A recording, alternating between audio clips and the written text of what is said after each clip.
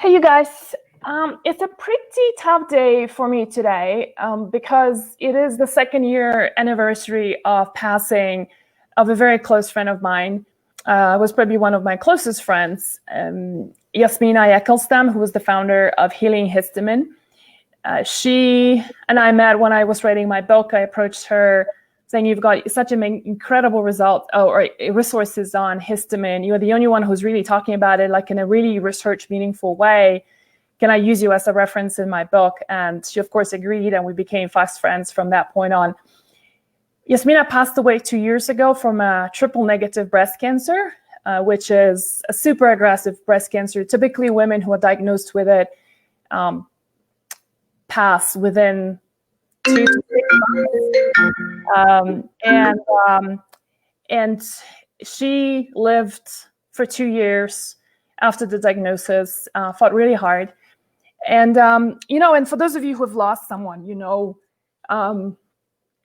wow, I'm still getting emotional about that. But anyway, the wonderful thing that she has done, apart from helping tens of thousands of women who, after her passing, came on and described the changes that her books and resources have made in their own lives, including saving a lot of people from suicide and horrible diagnoses that would have probably landed them in a very debilitating places, just having absolutely no quality of life, and some people wanting to really end their lives because histamine has been ruining it for such a long time. The wonderful thing is that a number of people have picked up the baton from Yasmina and have been doing some incredible histamine intolerance work, continuing and talking about it, developing recipes, providing really incredible resources. And so some of you might be wondering, what is the connection between histamine and hormones? Why am I talking about this? So of course, I'm talking about it, first of all, because it is I want to honor her work. I want to honor the anniversary today. And then I want to create also a platform for people who deserve to be heard and need to be heard. And one of them is Dr. Becky Campbell, who's here with me today. Hi there, you're live. And you've got a beautiful book that I know I got a copy of it last year, and we've been meaning to connect. And so finally I invited you to do this today with me. I really appreciate you being here today because I know you've got a UTI that's progressed to the point where your kidneys are hurting and you've got fever. Yeah. And in spite of all of this, you're still showing up. And so I really want to say thank you. Yeah, no problem. So I think I still need to see my therapist. Obviously, I haven't processed all these emotions. I tell you, every time I put thyme on my food, or I put fennel on my food, or I add Nigella sativa, which is the black cumin, on my food, I always think about her. It's like someone who's made so much impact, even in the smallest way in my case. But anyway, Becky, can we talk about, let's talk about the symptoms first. I would love to hear about your journey. Like, how did you get started on this? How histamine manifests, the symptoms, and then also the impact on thyroid as well as estrogen. Let's talk a little bit about hormones. But I want to start off with symptoms because I know a lot of people are probably browsing through this on Facebook going, I don't think I have a histamine problem. I'm just having a lot of allergies, right? And be like, next. So I want people to stop and just hear about. So let's just go over the most common symptoms that can manifest. So I think the most common symptoms are probably migraines, any type of dermatitis, vertigo, anxiety is a really big symptom associated with histamine intolerance, fatigue, which I know can be related to a lot of things, but people with histamine intolerance tend to be more fatigued than others. Flushing of the skin, exercise intolerance, noticing that you maybe at one point could exercise to a certain level and now you can't anymore, or maybe you're comparing yourself to someone else and noticing, you get worn out a lot easier or very dizzy when you're exercising. I see that a lot and I've experienced it myself. Hives is not always a symptom. So if you haven't had hives, you can still have a histamine issue. But diarrhea, weird. I used to get crawling sensations on my scalp that I thought I maybe had a brain tumor. I didn't know what was going on with me. But it was always related to, eating certain foods. So I think those are probably the most common, tachycardia, where your heart's racing when you're eating certain foods. Those are probably the most common symptoms. Yeah. And I know that one of them is also like, if you have, for example, a glass of wine. I know that because I have a little bit of histamine problems, especially if I'm particularly not taking care of myself. Like if I have a glass of wine, immediately that stuffy nose, my sinus gets all plugged up, right? Yeah, or migraines. People say they get migraines from wine a lot, and it's usually histamine related too. And so hives is one thing, but also I guess like red rushes, like rush that people get, right? Like a red chest immediately, red arms. Would that be a symptom too? Yeah, or your face, some people get red really easily and some people don't. So if you're one of those people where you notice you get really red either under stress or just eating or drinking wine or something, that's usually a histamine issue. Right. And so, apart from the fact that it's Yasmina's anniversary today, I also saw a post on one of our Facebook groups, a woman saying, the healthier I eat, the worse I'm getting. And so the first thing that came, and she described, we asked her, what changes have you made? And she said, I drink apple cider vinegar first thing in the morning, right? On an empty stomach, because I'm going to alkalize my body and do all the good stuff. Okay, great. And then she says that I'm adding lemon juice and lemon zest into everything now, all my salads and all of that, right?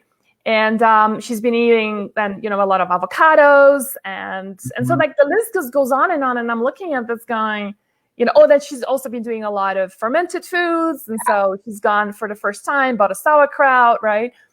And so that's what really prompted me that, we better start talking about this. So, and just on the symptom side of things, I know Yasmina was diagnosed with over 60 different diagnoses, including put on bipolar. She was also diagnosed bipolar and put on very high levels of lithium. And it turned out it was nothing about being bipolar. She wasn't bipolar. It was her brain function was compromised because of all the histamine that she was experiencing. Very excitatory to the brain.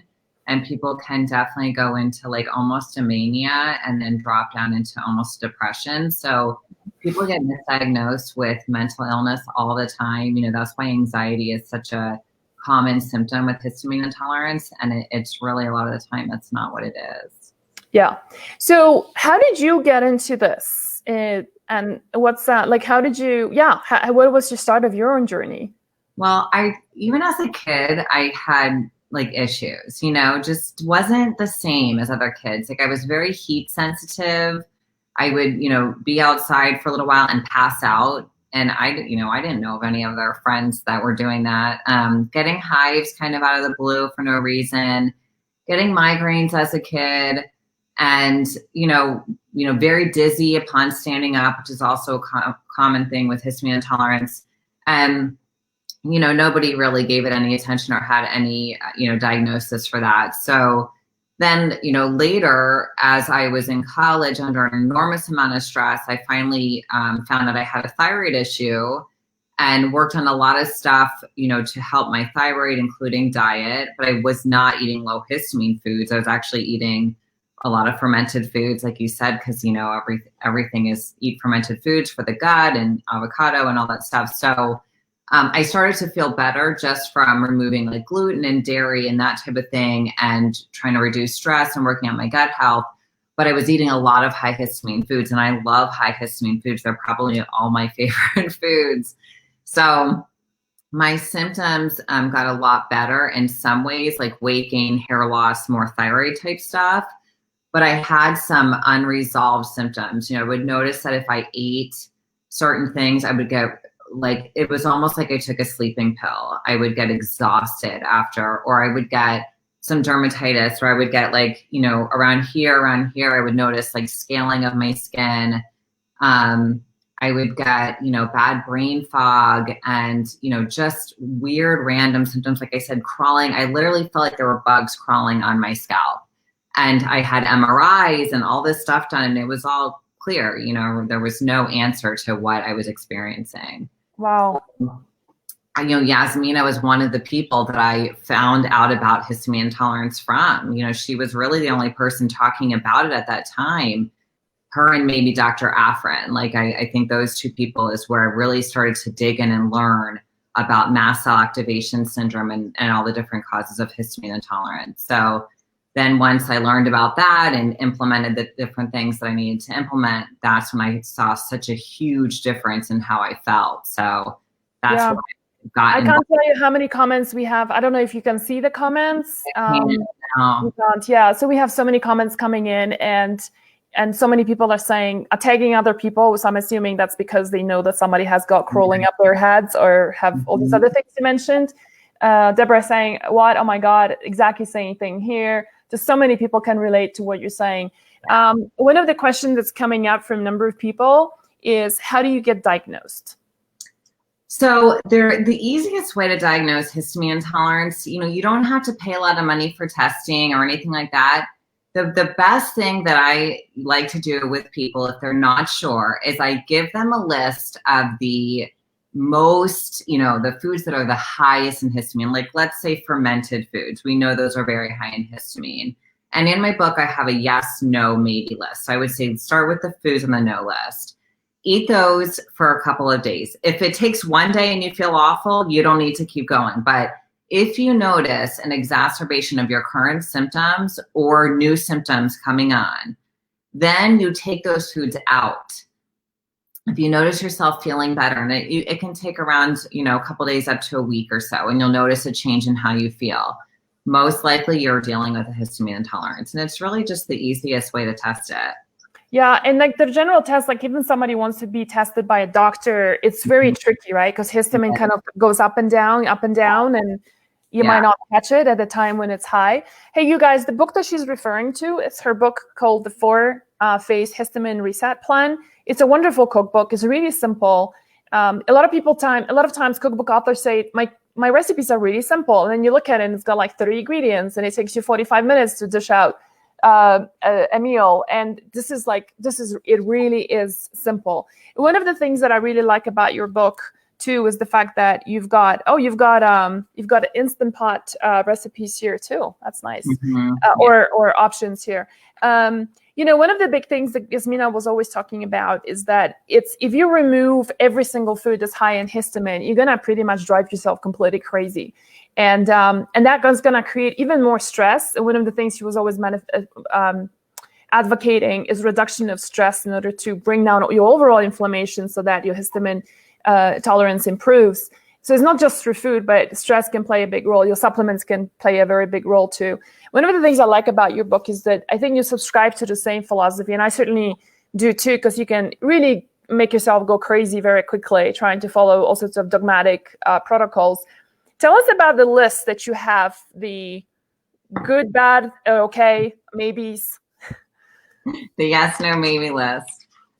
So what I try to do is make a list of the yes foods are the foods that you can eat freely and that I have not seen any issues with in most people, unless you have just an allergy or some other reason you can't eat it. But then the no foods are the foods that I see are the biggest offenders, and they're not foods that I want you to keep out forever. I just want you to keep them out in the beginning while we kind of work on what's underlying that could be causing our histamine intolerance. And the maybe foods are foods that some people have issues with and some people don't. So I want you to try them because I want people to try to eat as much as they can. So exactly, the stress of having such a restriction can be more harmful than the actual food itself. And I truly believe that stress is the biggest cause of most of our health issues. Yeah. And so tell us about some of your favorite recipes or, recipes that your community has found particularly helpful. Everyone loves the apple bread. Apple bread. Okay. Reposts on Instagram for the apple bread.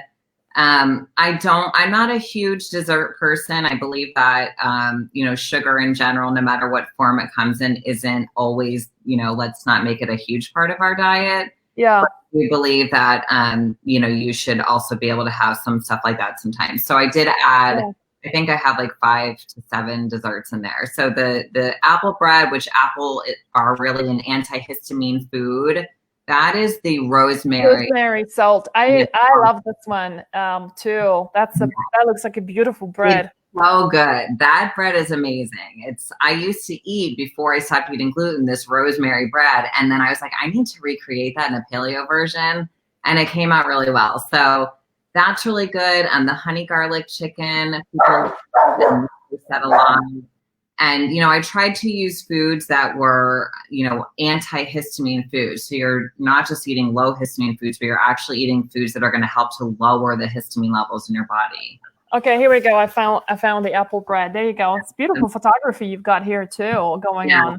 Amazing photographer that I know locally did a wonderful job. That's really great. Oh, that's awesome. And let me just take a quick look at some Alex saying I bought the book this morning. That's great, Alex. A lot of people are saying that they've. So can you just? I want to be very mindful of how you're feeling right now, and so I know you've got fever, and so I want to let you go. But before I do that, just give us another 4 or 5 minutes. I want to ask you to talk a little bit about the connection of women who've got histamine issues and thyroid, and maybe estrogen issues too.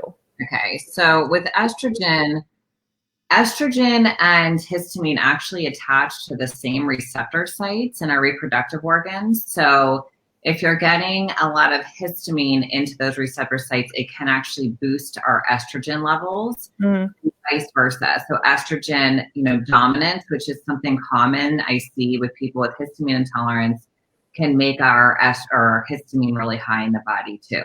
And one thing I think is important to understand it, and the thing with this book is it's not just a cookbook. Half of the book is education and half of it is a plan.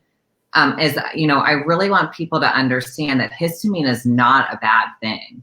The problem with histamine, because histamine is an amazing thing. It helps our immune system fight off pathogens. It's a chemical messenger between our brain and our body. It helps with digestion. So we want histamine. The problem is that when we cannot break histamine down, and then we end up with too much histamine, and we're getting histamine into all these receptors, which are all over our body, then we start to see issues, and that's when all the symptoms come in. So a lot of the times there are underlying causes to the reason that we're not breaking histamine down. And so the number one reason is there's an enzyme that breaks down histamine. And a lot of us, we just are not producing enough of that enzyme. And the primary place that enzyme is made is in the gut. So we all talk about gut health. We all know that gut health is really important, but it's important for different people for different reasons. And when you have, opportunistic, which is not a good bacteria in the gut, that those bacteria can produce more histamine in the body. And so that same place is where that enzyme that breaks down histamine is made. We're not making enough of that enzyme. So we have all this extra histamine and it's not being broken down. So that's right. And Deborah is saying estrogen, histamine, and thyroid trifecta. Thank you for having her on today. I'm connecting the dots now. Yeah. What about the thyroid? So with the thyroid, when you have hypothyroidism, it actually increases our mast cells. So mast cells are what creates, what releases and produces our histamine. When you have hyperthyroid, it just increases the number of the histamine receptors in the body. So either way, if you have too much thyroid hormone or too little thyroid hormone, it's going to affect your body as far as mast cell production and histamine, production and receptor site, all that type of stuff. So I see it, I have both issues. I have Hashimoto's and I also have histamine intolerance. And most of my patients have both also. So there is a huge connection there. We have a couple of people asking where can they get help? So, some people will DIY it and get your book. And for those of you coming on late, I posted the book on Amazon. And if you don't use the link, then just look for Dr. Becky Campbell, Histamine. Her name pops out, her book comes out. Do you do consults remotely? Yeah, I do. Yeah. I've been virtual for a few years. I do have a team I work with, a couple nutritional practitioners and myself. We all work together to try to get people the best help possible. But yeah, we work virtually with people all over the world. Okay. Okay. And histamine, I'm assuming it's one of your core. Thyroid and histamine are my two main things. So drbeckycampbell.com is my website, and that's where you can make your consultation. Okay. I'm just gonna, so www.drbeckycampbell.com. Yeah, there's a little button at the bottom. It says schedule consultation, and that's where we go mostly. Awesome. So for those of you who want to do consults, you need some help, but you can't order tests for them, right? That's, I guess, the only limitation. Oh, yeah. I order tests. I interpret the tests. I give them a care plan. Okay. Yeah. Well, you can do that. Okay, cool. I thought remotely you can't do that, but all right. No, I do. I mean, I'm not using medication, so I just help them, with food and with supplements. And, I'm not a huge supplement person. Like, I don't think that people should be on 12 to 20 supplements for their whole life every day. I try to get to the root of the issue. So let's say it's their gut. I will work on gut health, get rid of that issue and move on, and just get them on, kind of like a maintenance type program where I'm trying to help them really be able to manage it themselves. But the reason I wrote the book too is because not everybody can afford to work with a functional medicine doctor. And so I really tried to make the book to where you can do it yourself. And even when I go through the different underlying causes, I say, if working with a functional medicine doctor, ask for this test. If doing this yourself, do this, because I wanted it to be for everybody. Yeah, absolutely. Where are you now with your health in terms of, apart from the UTI that you're experiencing today? The first one, by the way. Where are you like in terms of fun? That's for sure. Where are you in terms of like, are you able to have a glass of wine sometimes or a little bit of sauerkraut and not react? Or like, is there a tipping point above which you start being reactive? Like, where are you? So I am very good.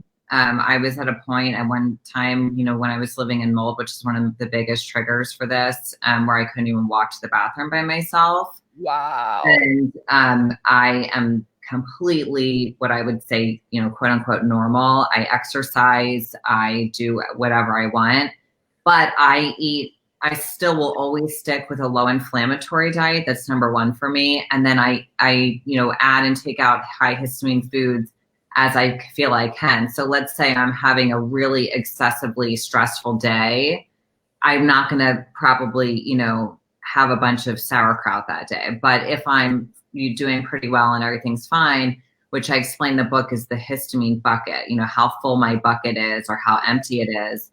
I can eat tons. I can eat avocados, drink wine, eat whatever I want, and I'm fine. So that's my goal for everyone, is to get you there. It's not to keep you to where you are just stuck with this limited diet. Yeah. And it's such an important message, because a lot of people also don't want to take action when they have histamine issues because they're afraid that for life, there will be no wine, there will be no sauerkraut, there will be no apple cider vinegar and all that, stuff that they love, like you said, or avocados. And they look at the list of high histamine foods and they freak out and like, I'd rather live in denial and deal with my meds rather than remove them. And, I'll hang out with Yasmina and she'll probably have a glass, probably the most I've ever see her drink is 2 glasses of of red wine. Yeah. And it's perfectly fine, and that of course, when she started chemo, it was a different story because then she became very reactive. But before that, when she was in a good shape, it was, and so it really goes to say like how much healing you can really do in the process. Thank you so much for being here with us today, you guys. And so if you are suffering from that, tag people who are suffering from, you think they have histamine issues. A lot of people don't realize that that's what it is. Great book that came out last year. And so it's available on Amazon. Look it up and schedule a consult with Dr. Becky if that's really what you feel like it's, you would rather do that. You need that one-to-one help.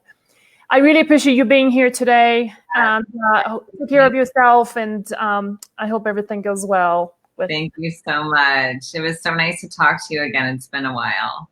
Yeah. All right. Thanks, everybody, and I'll see you next week.